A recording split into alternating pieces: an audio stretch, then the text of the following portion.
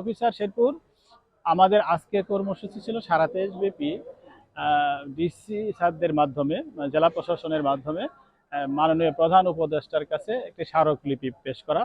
সরকারি মাধ্যমিক স্তরের পক্ষ থেকে এই স্মারকলিপি, আপনারা জানেন যে শিক্ষার খুবই গুরুত্বপূর্ণ স্তর হচ্ছে মাধ্যমিক স্তর। এই মাধ্যমিক স্তরটা সবচেয়ে বেশি অবহেলিত, যেটা উচ্চ শিক্ষার দ্বারা উচ্চ শিক্ষা মাধ্যমিক এবং মাধ্যমিকটা উচ্চ শিক্ষার দ্বারা শাসিত হচ্ছে এবং শোষিত হচ্ছে বলা যায়।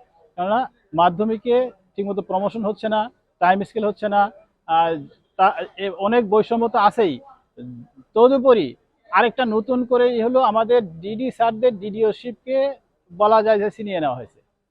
তো এটার জন্য আমরা মাধ্যমিকরা একটু বেশ ক্ষুব্ধ, যার ফলে আমরা বেশ কিছু দাবি দেওয়া নিয়ে প্রধান 5টি দাবি নিয়ে আজকে আমরা এই করতেছি, স্মারকলিপি দিচ্ছি এবং অবস্থান করতেছি।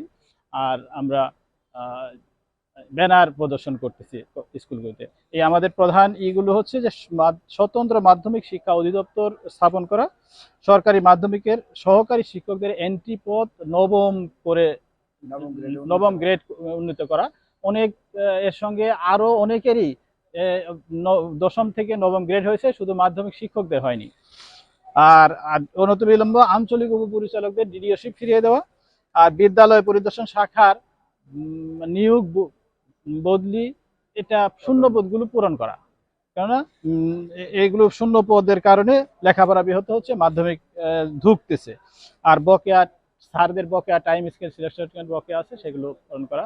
আর আরেকটা বিষয় যে বিধি সংশোধনের নামে কালক্ষেপণ করে সরকারি মাধ্যমিককে শূন্য করা হচ্ছে, বিধি সংশোধন হচ্ছে না। এই বিধি যথাযথভাবে দ্রুত সংশোধন করতেছে না। এই জন্য আমরা চাচ্ছি যে মাধ্যমিককে আলাদা করে দিলে আমরা মাধ্যমিকের মাধ্যমে মাধ্যমিক শাসিত হবে।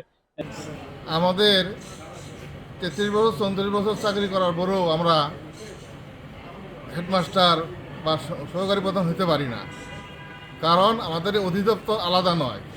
আমাদের অধিদপ্তরটা সরকারি কলেজের শিক্ষকদের দ্বারা নিয়ন্ত্রিত হয়।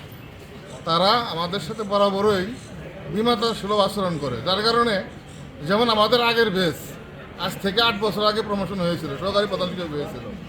আর একই বেসের লোক হওয়ার সত্ত্বেও আমাদের পরবর্তী বেশ 7 বছর পরে প্রমোশন তথা প্রমোশনের নামে একটা প্রহসন হয়েছে।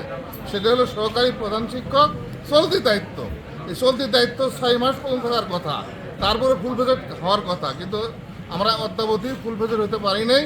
আমরা এই চলতি দায়িত্ব নিয়েই কেউ চাকরি থেকে ইতিমধ্যেই পিয়ারলে গিয়েছে, আমিও যাওয়ার পথে।